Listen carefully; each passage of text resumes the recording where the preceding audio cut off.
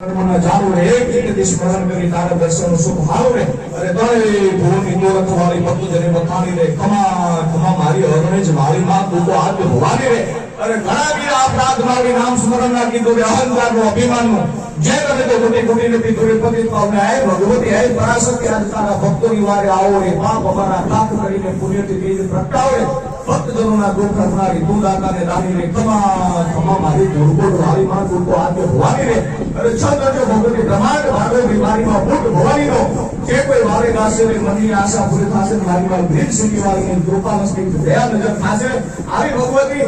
આવી જગદંબાના સાનિધ્યમાં આવી માના સાનિધ્યમાં એના ખોળે એના ચરણોમાં આપણે સૌ મહિલા છીએ એક સાત્વતી કરવા માટે એમાં આજ સૌ આનું પ્રાગટ્ય દિવસ આપણા ઘરમાં આપણા દીકરીનો કે દીકરાનો કે આપણા બાપુજીનો કોઈ મોટો જન્મદિવસ હોય તો અત્યારના આધુનિક યુગ પ્રમાણે આપણે કેક કાપી છીએ એનું સેલિબ્રેશન કરીએ છીએ એને કેક આપણે અત્યારના સમય પ્રમાણે કરીએ છીએ પણ આ તો પરાશક્તિનો જન્મદિવસ છે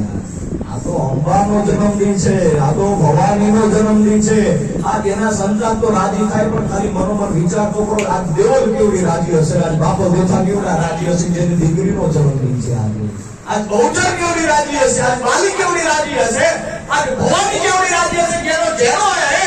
620 જન્મદિવસ હોય આજ આપણે 5-25 વર્ષના થાય ને કેક સેલિબ્રેટ કેક કાપી છે આનંદ કરી છે પણ આજ ઈ કેવડી રાજી હશે બ્રહ્માંડની અંદર બેઠી બેઠી ખમખમકારા કરતી હશે તો આજ ગ્રીન સિટીમાં મારા નામની એક દીવાની આરતી થાય છે અને આજ માં કે જો હું દર્શન જોવા ન જાઉં તો ગ્રીન સિટીમાં બેઠી કહેવાય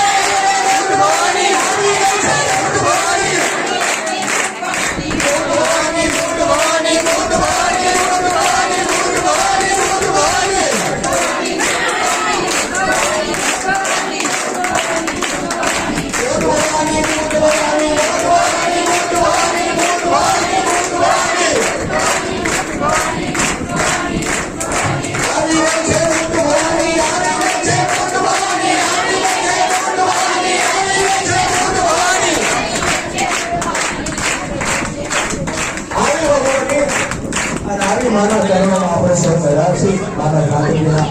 મહાપર્વની નિમિત્તે અને આવો અમૂલ્ય અવસર ખરેખર આપણા પૂર્વજોની વડવાઓની કઈક વર્ષો કઈ પેઢીઓની પુણ્યની કમાણી થતી હોય ત્યારે આવા રૂડા અવસરે આપણે સૌ મળતા હોય